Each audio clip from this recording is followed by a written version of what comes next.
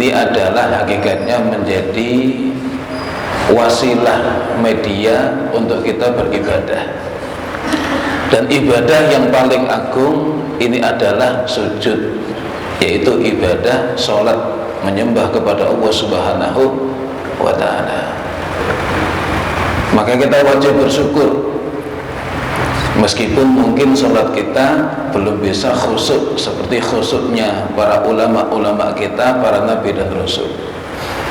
Mungkin di dalam sholat kita masih terbayang hal-hal yang lain, tetapi menjadi sesuatu yang wajib kita syukuri daripada sholat itu sendiri. Karena sekali lagi, nikmat yang paling agung ini adalah nikmat kita bisa menyembah, sujud kepada Allah Subhanahu wa ta'ala. Maka dalam kaitan sholat ini tidak ada ruang bagi kita semestinya untuk juga menilai sholat ibadahnya orang lain. Jadi jangan mentang-mentang kita merasa sholatnya sudah khusyuk, satu misal, atau sholatnya sudah baik, satu misal, kita seolah-olah mengetahui sholat orang lain itu tidak baik. Ya. Ini nikmat yang harus kita sadari betul, yaitu daripada nikmatnya kita sujud menyembah Allah Subhanahu wa ta'ala. Salawat dan salam kita haturkan uswah kita bagi Muhammad sallallahu alaihi wasallam. Biqaulina Allahumma shalli ala Muhammad wa ala ali sayyidina Muhammad. Semoga besok di yaumil qiyamah kita semua tergolong hamba-hamba yang beruntung, yang berdosa pada umat. Dalam kesempatan ini kapasitas kami sebagai pengganti karena guru kita YJ Dedeng Ahmad Zidni LC, beliau sedang berada di luar kota. Ya, kita doakan semoga perjalanan beliau, urusan beliau diberikan kemudahan oleh Allah Subhanahu wa ta'ala. Kemudian tanpa mengurangi esensi, kita tetap lanjutkan kegiatan, ya, meskipun hanya sekedar untuk kita mengisi waktu, yaitu kajian duhur di masjid ini. Hadirin jamaah yang dimuliakan Allah Subhanahu wa ta'ala, hari ini kita berada di awal tahun 2023, tepatnya di tanggal 2 Januari 2023. Apakah kita merayakan tahun baru? Jawabannya iya. Kita merayakan tahun baru. Artinya apa? Memang ya kita sekarang berada di tahun ini. Kita mengalami pergantian tahun ini. Cuman memang kalau kita telisik daripada sejarah, maka sebenarnya adanya bulan ataupun tahun penanggalan Al-Masih atau Masehi yang kita kenal, yaitu Januari, Februari, Maret, April, Mei, Juni sampai Desember, dan sekarang kita pergantian tahun baru ini adalah penanggalan yang dinisbatkan kepada Nabi Isa alaihi salam. Yang penanggalan ini digunakan oleh orang-orang umatnya Nabi Isa. Bagaimana kita umatnya Nabi Muhammad sallallahu alaihi wasallam? Ya, zaman Nabi pun belum ada penanggalan. Artinya apa? Penetapan tahunnya juga belum ditentukan. Maka pada zaman Khalifah Umar bin Khattab ini menjadi musyawarah besar para pembesar-pembesar Islam di bawah koordinasi Khalifah saat itu Umar bin Khattab untuk menetapkan penanggalan Islam yang dimulainya adalah tanggal 1 Muharram, tahunnya hijrahnya Nabi Sallallahu Alaihi Wasallam. Itu penanggalan kita umatnya Nabi di bawah pengukuhan Sayyidina Umar bin Khattab selaku khalifah saat itu. Terus bagaimana keadaan kita hari ini? Ya, apakah menjadi dosa kalau kita merayakan pergantian tahun Masehi? Ya, apakah menjadi dosa? Apalagi masuk kepada akidah, kita terjebak kepada kekufuran satu misal. Karena mohon maaf, kadang-kadang informasi masuk ke dalam ke telinga kita, masuk ke hati kita kadang-kadang begitu cepat, dan tidak semua kita memiliki kapasitas untuk mencerna informasi itu. Ini satu misal saya sampaikan. Dalam satu waktu umat Islam sudah beralih akidah, ya, Kenapa? Dalam satu waktu mereka niup trompet, mereka bermain api, mereka mukul apa namanya, ya kelenteng atau apa gitu ya. Akhirnya apa? Umat Islam menjadi Majusi, menjadi Kristiani, menjadi ya itu. Ini informasi ini masuk Bapak Ibu, masuk. Dan apakah serta-merta kita yang mohon maaf ya, yang mohon maaf bermain kembang api kemudian beralih akidah, meniup trompet beralih akidah? Masa seperti itu pemahamannya? Maka kita harus utuh melihat konteks keadaan. Kalaulah api itu menjadi simbol sesembahan orang-orang Majusi, maka pertanyaannya dibalik, apakah ketika bersinggungan kita ini dengan api, itu niat kita menyembah mengagungkan api? Kan tidak. Kita masa menggunakan api. Kendaraan kita berjalan itu juga karena ada percikan api. Artinya api menjadi kebutuhan kita. Ya. Api menjadi kebutuhan kita di dalam hidup ini. Termasuk lampu ini menyala juga karena ada di situ percikan api. Termasuk ini mikrofon berbunyi, ada arus dan itu juga ada api.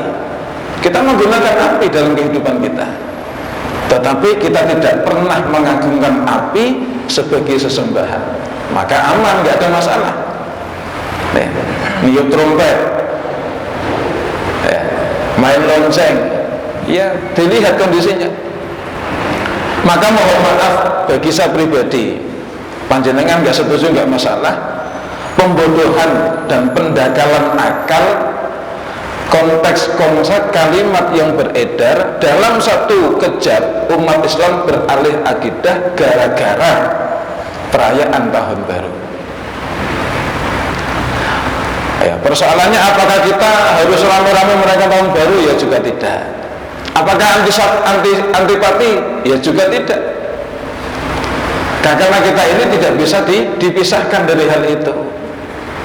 Maka kemudian muncul meme yang berikutnya, kalau nggak mau atau antipati dengan perayaan tahun baru Masehi, yaitu 1 Januari ini, ya maka nggak usah terima gaji. Karena kita ini bekerja, mohon maaf, rata-rata mayoritas 99%, mungkin 0,99, gajian kita itu diterima penghitungannya menggunakan kalender Al-Masih. Betul Bapak ya? Betul. Itu kita gunakan dan kita terima. Nah, sekarang fenomena ini harus kita sikapi. Kita aja di Nurul Islam ingin gajian menggunakan penanggalan Hijriyah itu masih belum bisa Bapak. Kenapa? Berkaitan dengan hal-hal yang lain, berkaitan dengan transaksi jual beli perbankan yang ini menjadi sulit. Ya sebenarnya bisa saja, tapi karena berkaitan dengan yang lain maka menjadi toh ini juga tidak esensial. Kan tidak ada kewajiban kita orang Islam bekerja gajiannya tanggal 1 Rabiul Awal 1 Mesa. Kan nggak masalah kita gajian tanggal 1 Januari, kan nggak masalah. Artinya apa? Bukan perkara yang esensial. Hadirin yang Allah Subhanahu wa taala. Kemudian yang berikutnya, kita melihat sisi pergantian waktu ini sebagai momentum untuk kita melihat kembali. Melihat kembali dari apa yang sudah kita lalui, kemudian mempersiapkan diri untuk waktu yang kita akan lalui berikutnya, yaitu dalam konteks kita disebut dengan muhasabah. Kita melihat, mempersiapkan, ya, itu muhasabah. Sebagaimana firman-Nya Allah Subhanahu wa taala, ya ayyuhalladzina amanu taqullaha wal tanzur nafsum ma qaddamat lighad wattaqullaha innallaha khabirum bima ta'malun. Wahai sekalian orang-orang yang beriman, bertakwalah kalian semua kepada Allah. Jadi syarat ketakwaan itu hanya dimiliki oleh orang-orang yang beriman. Jadi Allah menyeru orang-orang yang beriman, artinya yang bisa bertakwa itu hanyalah orang yang beriman. Maka kebaikan amal, takwa ini kan kebaikan amal. Ya, kita berbakti kepada orang tua itu ketakwaan. Maka orang yang tidak beriman, meskipun dia berbakti kepada orang tuanya, dia tidak disebut bertakwa. Ya, orang-orang non muslim di luar Islam Mereka begitu baik dengan gurunya, begitu baik dengan orang tuanya, ya, membangun komunikasi yang baik dengan lingkungan tetangganya. Itu buah-buah amal ketakwaan, tapi mereka tidak disebut sebagai orang yang bertakwa. Karena sandangan pakaian ketakwaan hanya boleh disandang oleh orang yang beriman. Dan itu kita, umatnya Nabi Muhammad, ya. Permasalahan iman kita seberapa tebal itu di luar bahasa ini, karena memang iman itu yazid wa yanqus. Iman itu kadang naik, kadang turun. Cuma persoalannya naiknya sedikit-sedikit, kalau sudah turun, ya, mau naik lagi agak sulit, ya. Kadang turunnya terjun bebas, habis, ya. Tapi alhamdulillah masih ada iman, alhamdulillah. Jadi Allah menyuruh untuk kita bertakwa kepada Allah Subhanahu wa taala, wal tanzuru nafsum ma qaddamat lighad. Dan hendaklah setiap jiwa, setiap pribadi, setiap kita ini itu memperhatikan ma qaddamat, segala apa yang sudah dia lalui. Jadi kemarin kita ngapain? Kita melakukan apa? Pekerjaan kita apa? Ibadah kita bagaimana? Interaksi kita dengan tetangga seperti apa? Hubungan kita dengan istri dan suami kita seperti apa? Itu dilihat. Kenapa dilihat? Ligotin, untuk mempersiapkan waktu esok. Supaya apa? Kalau ternyata kemarin nggak bagus, itu nggak terulang. Kalau ternyata kemarin bagus, itu minimal sama atau syukur-syukur bisa ditingkatkan. Ya, samalah kalau kita sedang usaha, kita berekonomi, omset dan sebagainya. Harapannya apa? Supaya omset kita meningkat terus. Karena dengan peningkatan itulah hakikatnya jatah yang kita terima akan lebih banyak. Dengan upaya-upaya perbaikan, kesempatan mendapatkan kebaikan itu semakin terbuka lebar. Ya. Wa tanzur nafsum ma qaddamat lighad. Ya. Wa taqullaha innallaha khabirun bima ta'malun. Dan di sini Allah garis bawahi, ya, Allah itu zat yang maha mengetahui segala apa yang kita lakukan. Artinya apa? Yang telah lampau kita lakukan itu Allah mengetahui, dan Allah juga mengetahui yang akan kita lakukan. Cuman Allah nggak pernah ceritakan kepada kita apa yang akan kita lakukan. Tapi hakikatnya keadaan kita besok bagaimana itu sudah Allah ketahui. Ya. Ini. Jadi bangkrut. Maka kita lihat bagaimana tahun 2022. Kemudian semestinya bagaimana kita tetap di tahun 2023 ini. Ya, itu fokus kita untuk melihat fenomena perubahan. Kenapa?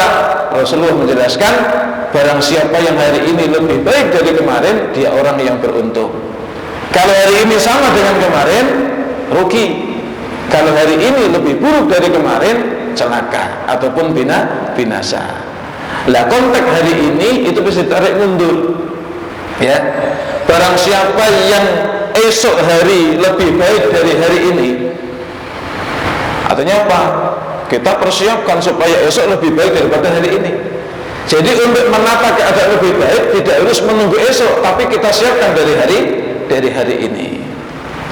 Maka kalau kita bekerja di perusahaan-perusahaan, itu biasanya ada rencana kerja, ya, yang disusun, sengaja disusun secara periodik. Ada yang sifatnya mingguan, bulanan, semester, tahunan, bahkan sampai 5 tahun, 10 tahun sudah disusun rencana kerjanya. Nanti kemudian baru dilihat evaluasi seminggu, sebulan, setahun, dan seterusnya. Nah, kenapa? Karena sebenarnya adalah untuk mencari kondisi yang terbaik, ya, untuk mencari kondisi yang terbaik. Dan kondisi ini tidak mungkin kecuali adanya upaya peningkatan. Terus bagaimana kalau sudah kita rencanakan, kita plan, kita tetapkan rencana kita, maka kita garis bawahi kembali supaya tidak mudah kita ini putus asa, stres, pusing, berkepanjangan dan sebagainya. Apa itu? Fa idza azamta fatawakkal 'ala Allah. Ketika engkau sudah menetapkan hatimu terhadap sesuatu, ya, fatawakkal 'ala Allah, maka kemudian berserahlah kepada Allah. Kenapa? Pikiran daya kita terbatas dengan takdirnya, iradanya Allah Subhanahu wa ta'ala. Kita berencana, berusaha, hasilnya Allah yang menentukan. Cuman harapan kita semoga hasil yang Allah tentukan sama dengan hasil yang kita rencanakan. Ya, semoga Allah berikan ridho keberkahan untuk kita semua dan manfaat. Amin Allahumma amin ya rabbal alamin. Aku qouli hadza wa afa minkum. Assalamualaikum warahmatullahi wabarakatuh.